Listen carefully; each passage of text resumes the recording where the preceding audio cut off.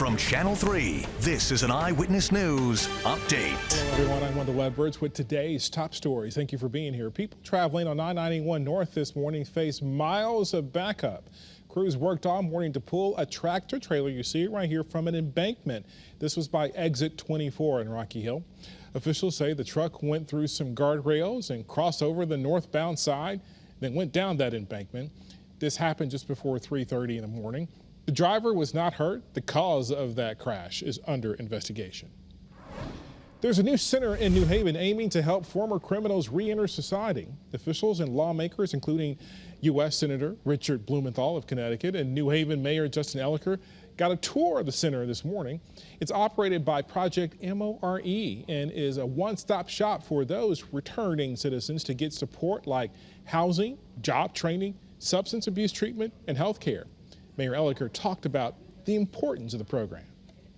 We call ourselves a second chance society, but how can anyone have a second chance if there's barrier after barrier to someone finding a job, to someone finding housing?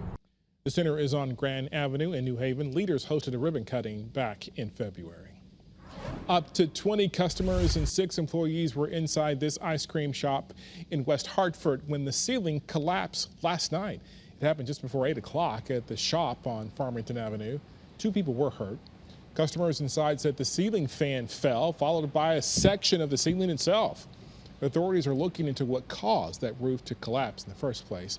Now, we did some digging, made some calls of our own, asking if any of the surrounding businesses were impacted, and we are working to get a call back. All right, so it's a hot and humid Tuesday out there. We do have a heat advisory for most of our state, actually until tomorrow evening. So definitely those hot conditions are going to stick around as we head through the next 24 hours. Severe threat as well this afternoon.